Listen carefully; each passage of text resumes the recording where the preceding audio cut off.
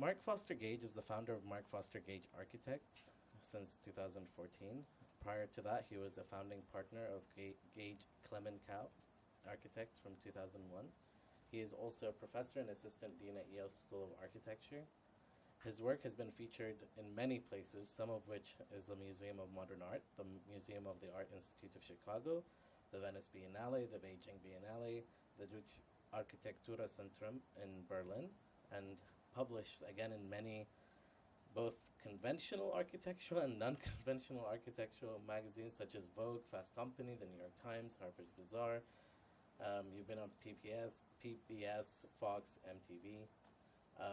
You've received recognition from nearly everywhere, some of which is the USA Arts Fellows Program, the American Institute of Architecture, the Architectural League of New York. I'm not going to continue the list of awards, including the extensive list of publications, architecture, academic publications that you have been a part of. Today with Mark, we operate between a slight fiction and reality. I'm not sure how real this interview is, how fictional it is. This is my first time in Mark's office, and I passed a psychoanalyst's office on the way in. So I'm not sure if this is part of a setup, if I'm still in Los Angeles and there's some movie being shot, or if all the labeling is correct in this building. You're unpunked. I'm not actually Mark Gage. But I think it's genuinely a great pleasure to sit down with you and start nitpicking on what you've been up to. Mark, what do you believe was your first architectural project? I mean, probably like most architects, it was pretty modest. But I had, it's like a strange coincidence. I had gone to Bilbao, like shortly after it opened, to see Frank's building. And I was on the train back to Madrid and met this girl on the train. And she's like, oh, you have to meet this friend of mine in New York. You guys would get along. You should date. He's great. And so we met, and we didn't like really hit it off or anything, like, but we stayed friends. And it turns out like a year later, he wanted to do an apartment in New York.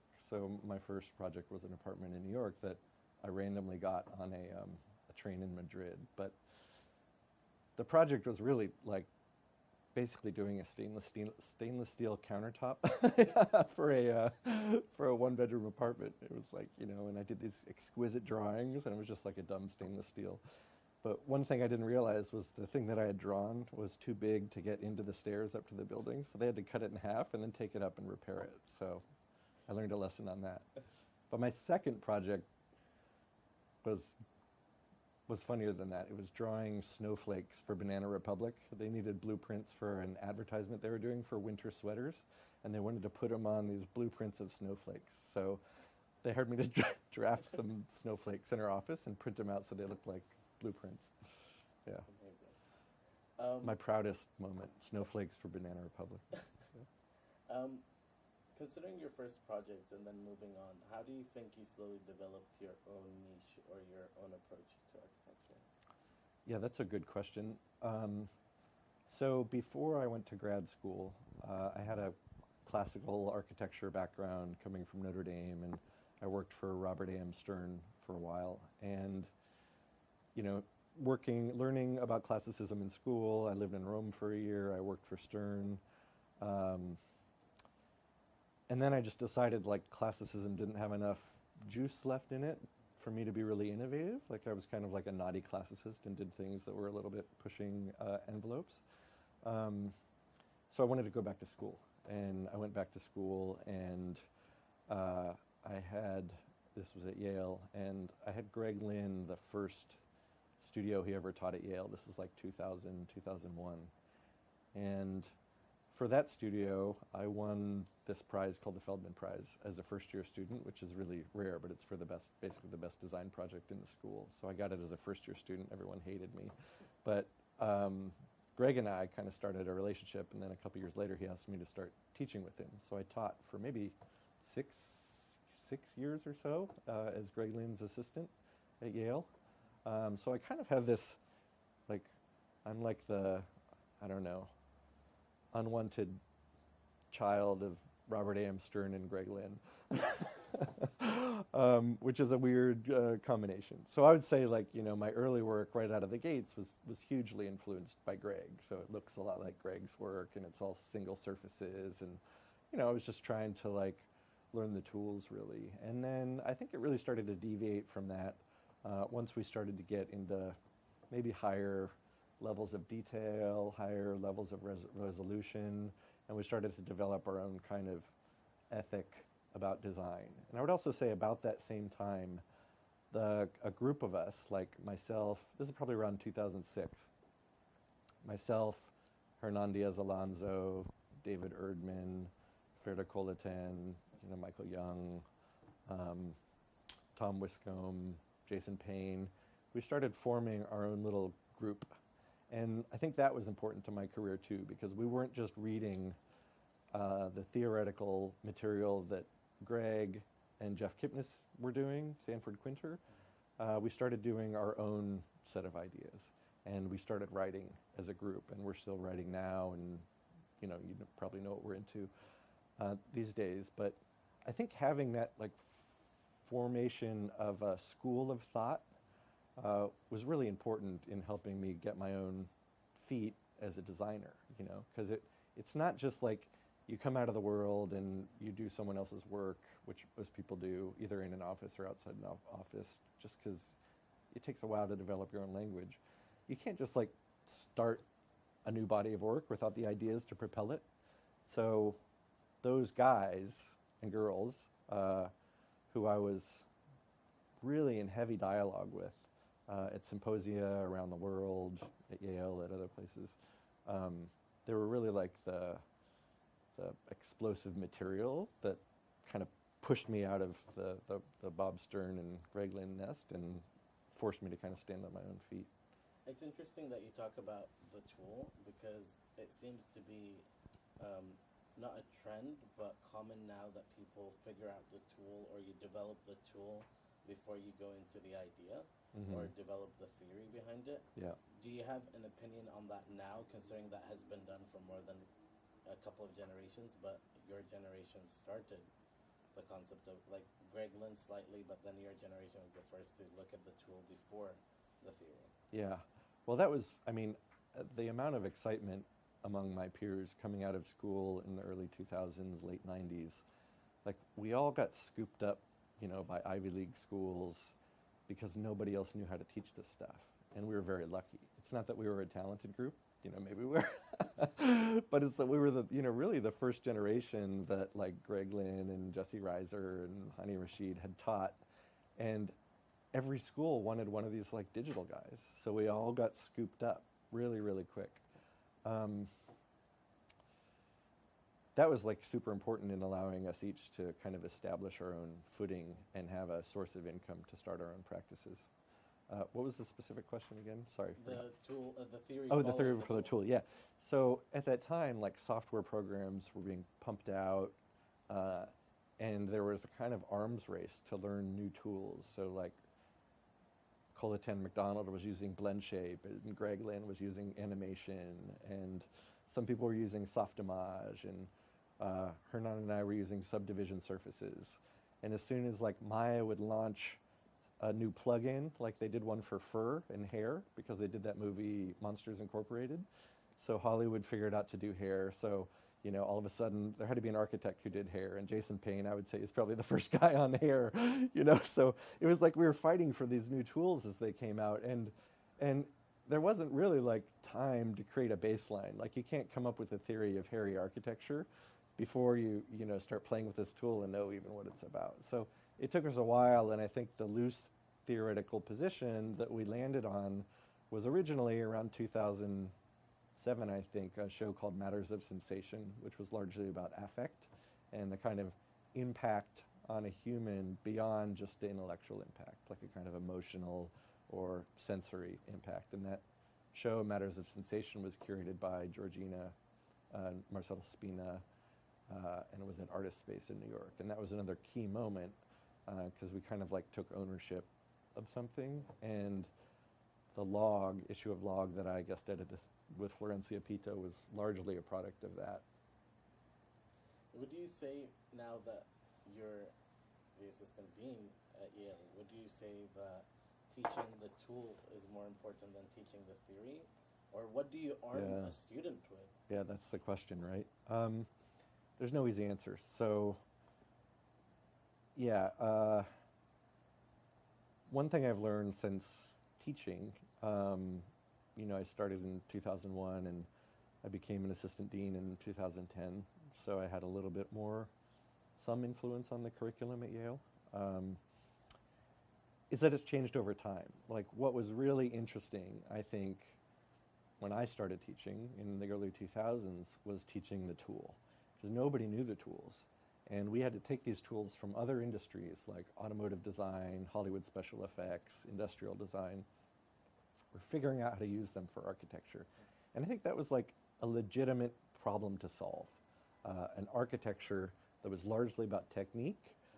Ali Rahim did a lot of writing about technique, but how do you take these tools? Which icons do you click? What does it do? How is that useful for architecture? And the theoretical position that all of that was built on was a lot of Greg Lynn's writing on calculus and Deleuze, and it kind of had a mathematical, philosophical agenda that we were building on, but it didn't really describe what the work looked like or why it looked the way it looked. So there was a loose fit between the work we were doing and the theoretical underpinnings that like started the digital project. Nowadays, I think it's probably the reverse. Like the tools are so widespread, and you can download, free apps that do just about anything. So what was very difficult to do 20 years ago could be done by a 10-year-old now. So that means that you can't distinguish yourself by being good at a tool anymore. So one of the reasons my group of peers and I would speculate, largely deviated from the kind of single surfaces, blobby, that language was really because Zaha started to own it. Zaha got really, really well known after she won the Pritzker.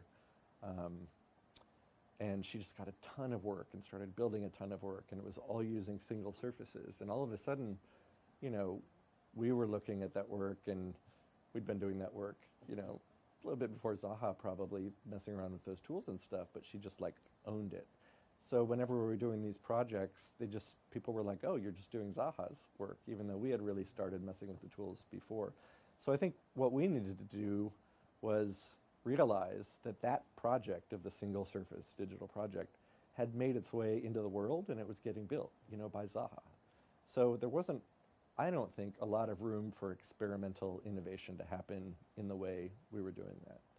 So what we did, instead of looking for a new tool or a new form of language, is that we started to look at the underlying operating system of architecture, which was philosophy.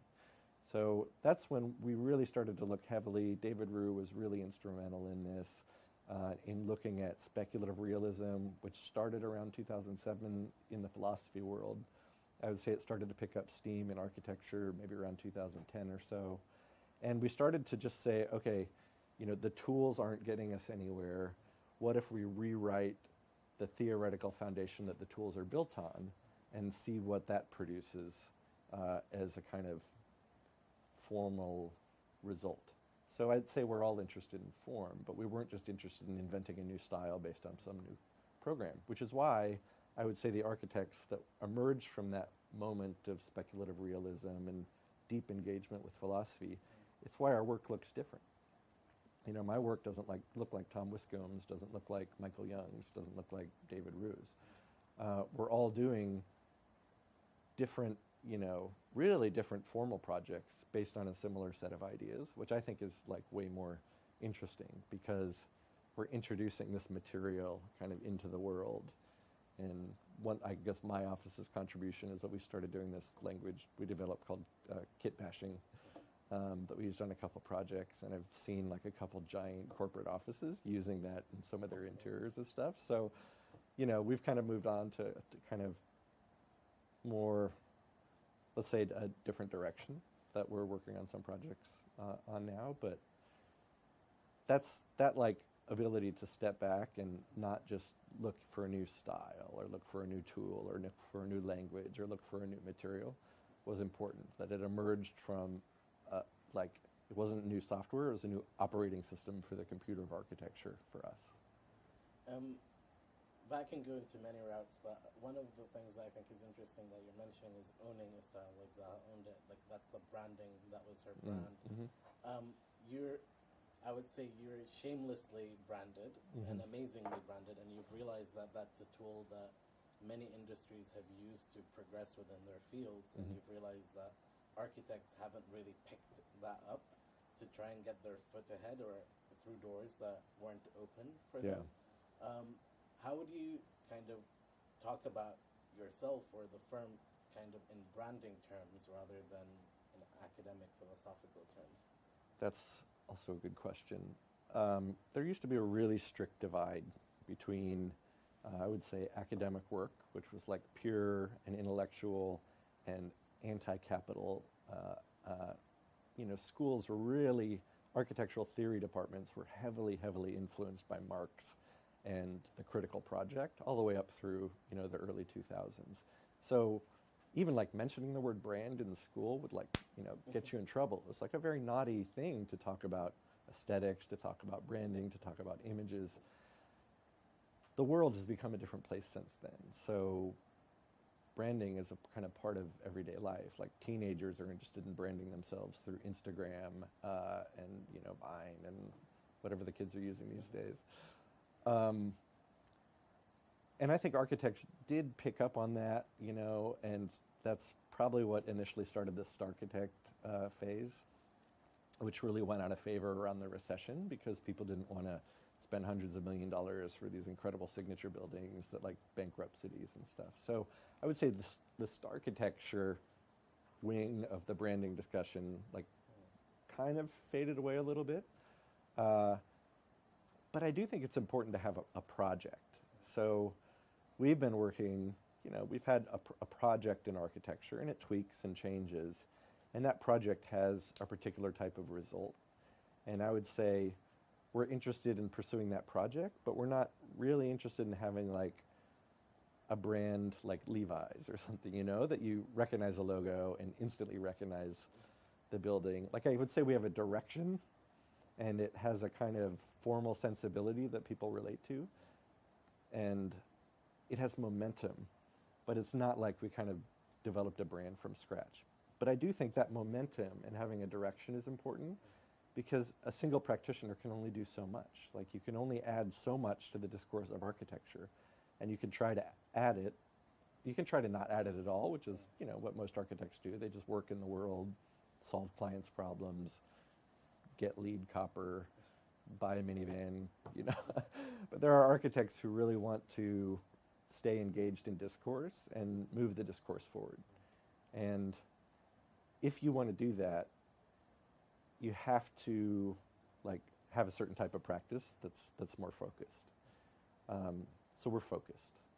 And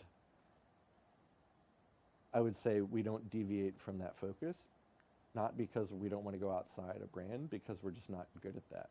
We're good at what we do. I'm really interested in what I do.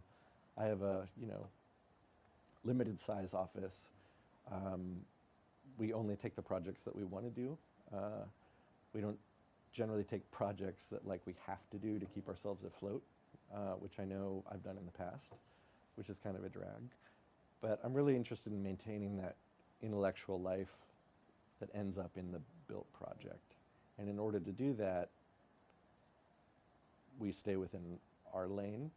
And I love architects who are in their lanes, and we cross lanes and talk and drive in each other's lanes, and it's a conversation. But you have to, if you want to be in this game, you have to have a project. Yeah. Maybe if we can slightly push on the project, we could say that your projects are constantly high resolution, right? There's a resolution, and it's not necessarily what people would think is an architectural resolution, so it might not be a tectonic fixture or a tectonic joint, but there is high resolution. So it's higher resolution than you'd usually expect an architect to go to realize something. Yeah. Maybe can you talk maybe about resolution and its role in Yeah, sure. I said our kind of earlier work and my earlier start was very much in the single surface, digital, wet plastic kind of look. And the natural frustration of that is that it has no resolution. It's literally like the architecture, it has high complexity, but low visual resolution. Like 1 square foot of a red plastic building looks the same as another square foot of a red plastic building, So it's very difficult to, let's say, develop more than a single idea.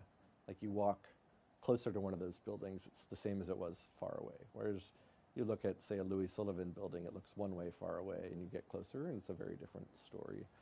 So my background in classicism always drew me towards the more highly detailed projects. So I was really interested in architects like the 17th century priest Guarini, who was kind of a related architecturally to Borromini, Bernini. I was always drawn towards the classicism with higher levels of complexity. And what I wanted to do with that single surface project was see how the computer could not erase detail, but how it could manage detail. And the area that hadn't been researched in that kind of vein was high resolution. So the computer is really, really good at managing lots and lots of bits of information. You don't need a computer to do, a flat white wall. So the computer tools we were looking at, the scripting, the coding, the ability for the computer to handle this amount of information that it couldn't have done in 2010 is one of the reasons we started to look at high resolution. High resolution also tied in a lot with the philosophy that we were reading, Graham Harman's work, Timothy Morton's work, because I have a series of debates with Patrick Schumacher, but one of the things he talks about in parametricism is that, hundreds of thousands of pieces, they're all interlinked and interconnected. You change one over here, it changes one over here. Things are defined by their interconnectivity. The positions that came out of object-oriented ontology were looking at things for their individual qualities, not their interconnectivity. So the ability to have thousands and thousands of objects in a file that had no relation to one another was a really different direction than how Patrick was taking the digital project towards parametricism. We were taking it towards a language of individuality. And it just happens that the computer is the only tool in human history that can manage the levels of individual objects that we were dealing with. So there was a perfect alignment between philosophy and technology at that moment that we just kind of let wash over us in the office and still is kind of guiding some of our work. One of your projects that's super high-res is your Guggenheim entry. Mm-hmm. But it brings into question authorship, right? Like Mm-hmm. the fact that these cartoons are designed by someone else, they're found online, they're Mm-hmm. downloaded, and then they're used to be they're mirrored, bullion, etc. But as you get closer to the Mm-hmm. building, it's a Hello Kitty brand or it's a Pikachu or there's like, so how do you view authorship and how do you view like the idea of copying or the idea of originality? Yeah, good question. Also, yeah, I mean, there's like, I suppose, in a conceptual way, there's some line you cross when you're working with some material where you're not the author and you become the author. And I don't know where that line is. I think it's a lot more complicated than it used to be, probably because architecture is so collaborative, there's so many people involved.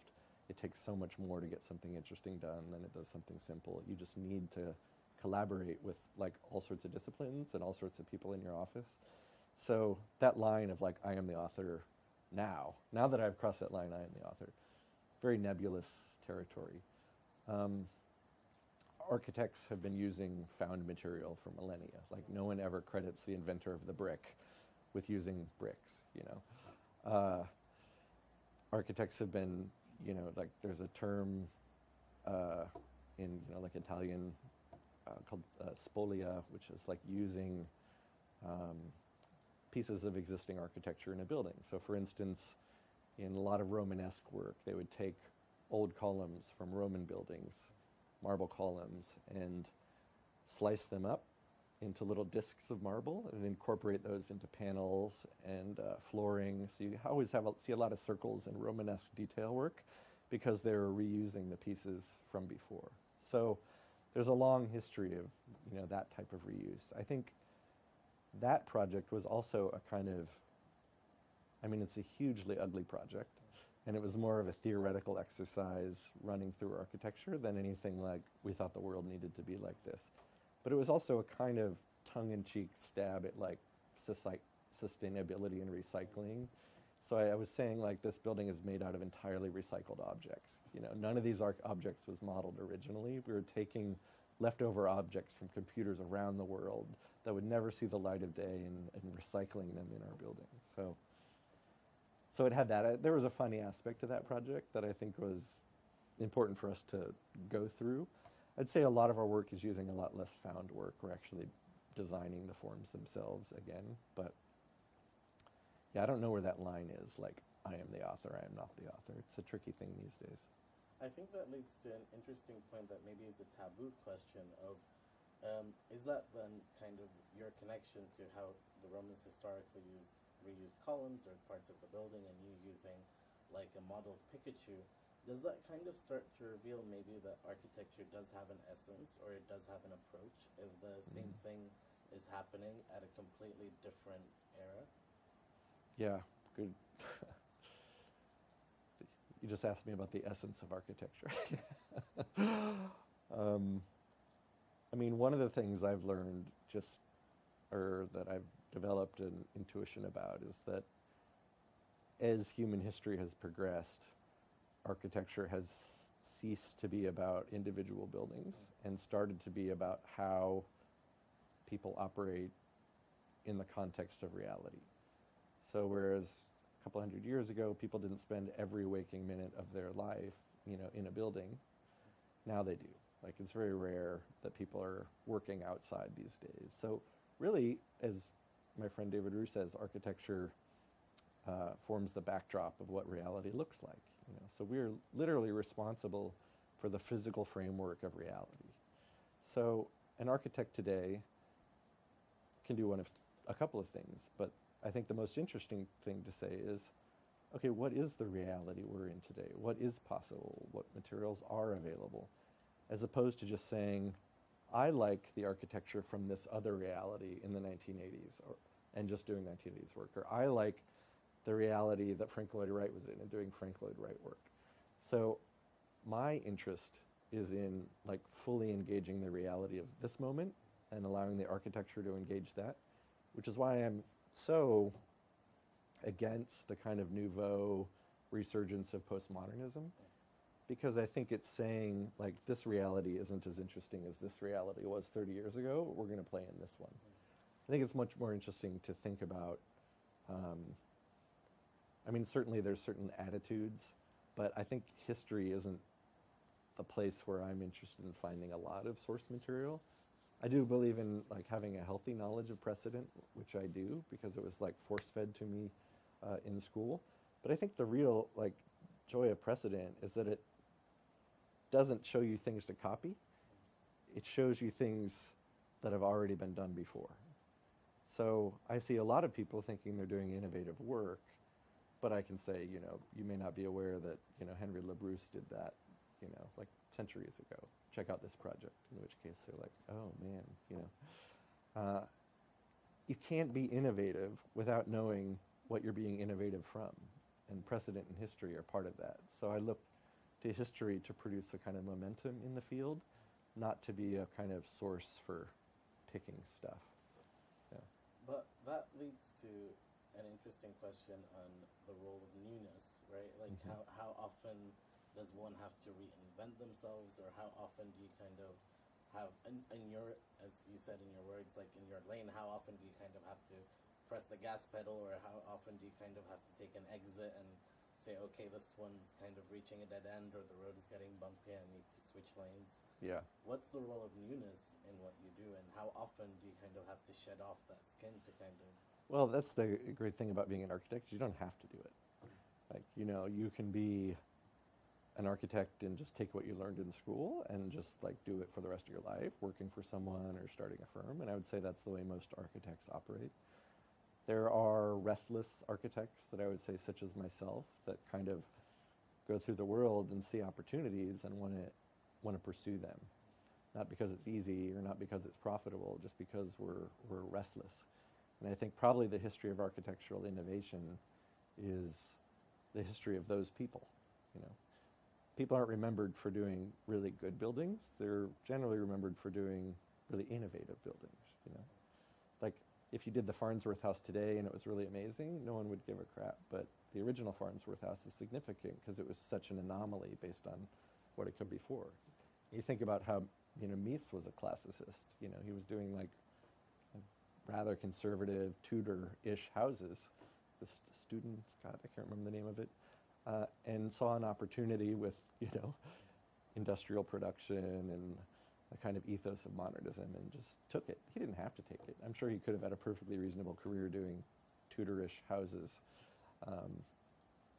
throughout the world, but it's just like, it's like any field, you know, the majority of people are just going to kind of do what they've been trained to do. And restless, maybe ambitious people, inquisitive people, curious people want to kind of tread out new territory. And I'm that person. I do it in everything in my life. Like, I travel a lot, like I think 70 or 80 countries. I'm out of places to go that interest me. So about a year and a half ago, I went to North Korea with an airplane full of journalists that flew in from Beijing to cover the 70th anniversary of the founding of the Communist Party. And I wanted to go to North Korea because, like, going to Paris doesn't really interest me anymore. You know, I went to Riyadh, I went to Uzbekistan a couple years ago. I'm like literally like restless in the world of travel. And I think I might be out of places. Like, once you've gone to North Korea, it's the weirdest place you've ever been on Earth. There couldn't be anything more different than America, and I can tell you because I've been to a lot of places, than going to North Korea. But yeah, I'm almost out of juice. You know, I got to find something to do other than travel that's going to fulfill that. And I've always been like that in architecture, even in classicism. Like, I remember one of my projects in school was, a lot of our projects were for churches and chapels, because I went to Notre Dame. And all the students, you know, needed a precedent. It was like Palladio or Bramante or, you know, Antonio da Sangallo, and you had to look at the precedent and design a church like it. And I was like so radical because I had discovered this guy named Gaudi, you know. So I did this like horrible Gaudi church, but it was like, I was a little restless, like even back then. I just want to like push buttons, you know. The title of our new monograph is called Projects and Provocations. It's like, I just enjoy those provocations. I enjoy the discussions that provocations prompt. I like talking about them, and I like engaging students. I like engaging my peers. I'm just like not satisfied going to the same place every year for vacation or doing the same project every year for the rest of my life. Talking about territories, and maybe this is my lack of knowledge, but I would say that you've operated in many scales lower than a building, all the way maybe up to a keychain or a bag, but then you haven't really explored the urban. Yeah. Is that a conscious decision not to kind of scale up? Yeah, absolutely. It's just, I've never seen anyone design an urbanism. Like, I've never seen the kind of, I know every school has an urban studio. Yale is no exception. And the scale at which they operate, I've never seen an architect get a project like that and build something at that scale. So I think it's kind of like a fake problem. Like maybe once a generation, someone gets to build like a Rockefeller Center or Lincoln Center or a quarter of a city. And in my experience, the places that have been built by single architects designing an urbanism like Battery Park City are generally like really, really bad, you know.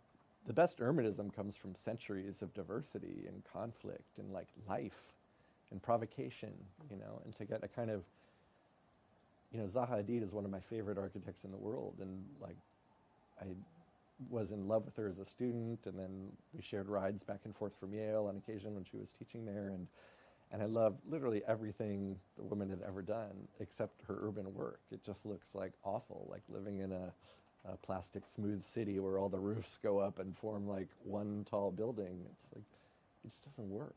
Like, there's too much that goes into an urban quarter for any architect to be able to design it.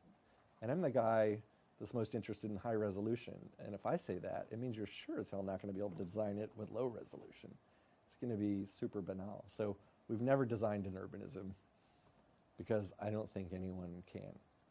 But we do go down to the level of makeup. We just did a line of cosmetics with my friend Nicola Formichetti for his Nico Panda brand. So we just did lipsticks and compacts and eyeshadow and brushes that were all on sale at MAC Cosmetics around the world. So that's fun, working at that scale. We did that outfit thing for Lady Gaga. We've done some really big projects. Like, we drained the East River for New York Magazine and did these renderings of it. But, you know, that was more, again, a provocation. It wasn't like an actual attempt to do an urbanism, an urban corridor, an urban anything. It's just too big. Yeah. If we continue along those lines of interdisciplinarity, like if you're going into makeup and fashion, and does that mean you take on the role of a designer instead of the role of the architect? Or is the architect always a designer? It's inherent to the job? Or is there a differentiation between those two words? And are you comfortable being called a designer? Yeah, I mean, again, like authorship, you know, that line of like when you cross it and you're an architect versus just a designer, again, more nebulous than it has been in the past. There's like, architect comes from the Greek architekton, which means master builder. So technically it means master builder. It doesn't just mean builder. We don't have tectons in America, people who are just building. Everyone who graduates from architecture school is an architecton, a master builder, which doesn't make any sense. We're pumping out, whatever, 30,000 master builders every year from architecture schools in this country. So that term has been debased. There's no longer, architect no longer means master anything. It means, you know, someone involved in the building trades. It doesn't mean master anymore. So we need another term. We need like architecton or something if we want to have that line in the sand where you can say someone's a master or not a master. There's also the professional distinction, like you get a stamp. So I'm licensed, I have a stamp, I can call myself an architect. But in terms of like whether an architect can design other things or not, it's just like making that distinction doesn't really matter to me so much. It's just architects have always been promiscuous, you know, in terms of design. I'm quite certain that when, you know, I actually know for a fact, when Michelangelo was designing the Ionic capitals for the Campidoglio, you know, he was probably talking with his stonemason and he made them look like scrolls that were limp instead of more erect horizontal members. And he was probably like, yeah, you know, make it more limp. So he's working at a scale which is more of an industrial design scale than an architecture scale per se. And I'd imagine architects throughout history have done that. The only useful distinction of being an architect now is that, you know, architects design things that can kill people, like buildings fall down. Designers don't. You can't kill someone with a cell phone, or it'd be a lot harder than it would if you know, designed a building that fell down. But I don't, you know, I don't like take any particular pride of calling myself an architect versus designer. I'm not really interested in the distinction. Not as important to me as it is to some people. Your focus on wording and origin, how focused are you to make sure that you have enough time to write and produce text versus producing projects? Do you kind of have to balance between them, or if it's more like come what may, and that kind of becomes your focus? Yeah, I know there's a lot smarter people than me in the architectural world. And I know the way a lot of people work is that they kind of develop a theoretical position on something and then they kind of write it down for publication. I work in reverse. Like, I write to figure out what I think. Like, I don't know what I think about this philosophical passage I read that seems like it has some relevance to architecture until I start writing. And then I realize what I think about it. Which makes me a super inefficient writer, because I'll just like keep writing about something I'll write 20,000 words on something and, only use 5,000 words for the article that I'm publishing. But writing for me is integral to figure out like what I actually believe, because it lets me really get into a subject. I'm not good at just deciding in my mind. I don't have that mental capacity. So. Where do you see the future for your firm, or if you got to draw your own future, what would that future be?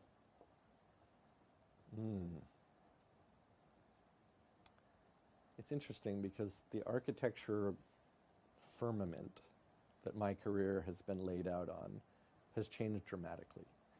So when I was in graduate school, it was all about Rem and Zaha and Frank Gehry, and they were like the superstars, and having a kind of signature style was super important. I know it's like passé now, but I was coming out of school, in school, I was training myself to try to be, it's a little embarrassing to say, but the architecture world was about architecture, and I was training myself to be a architect.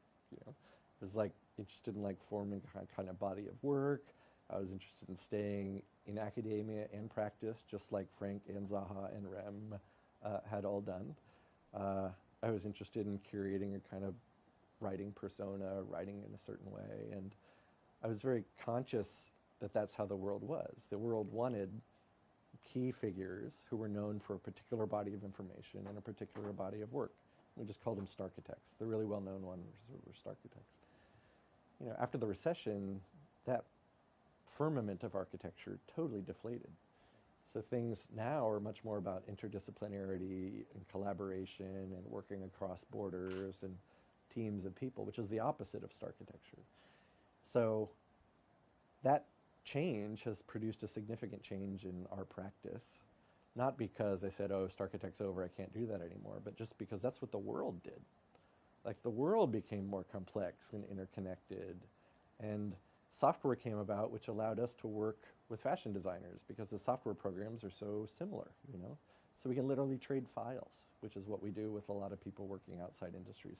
You couldn't do that before, Now there's a language in architecture for unfolding, You can use Pepakura or Lamina or any of these programs that will take a complex shape and unfold, right?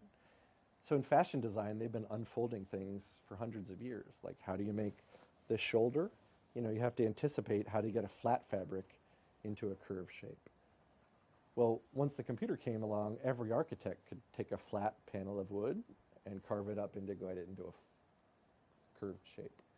So now all of a sudden we have something in common with fashion designers that we never had before. That makes interdisciplinary easier, and that's enabled mostly by the computer, which has become a sort of Rosetta Stone. So the computer was interesting for the software programs it produced and let us do smooth surfaces. It's not interesting for that anymore. It's interesting because it's a Rosetta Stone between us and so many other industries, which is why my practice has shifted from that kind of individual technique, individual style. I'm using one tool in Maya to a completely different model where we use files to speak other languages. Thank you so much for your time. I think if you want to look at unedited versions of architecture, you look at Mark's work, and if you want to look at the spontaneous in architecture, it's your work. If you want to look at the detailed, it's in your work. All really bizarre combinations of words, but yet they all seem to find themselves in Mark Foster Gage's work. So thank you so much. I appreciate it. Yeah, my pleasure.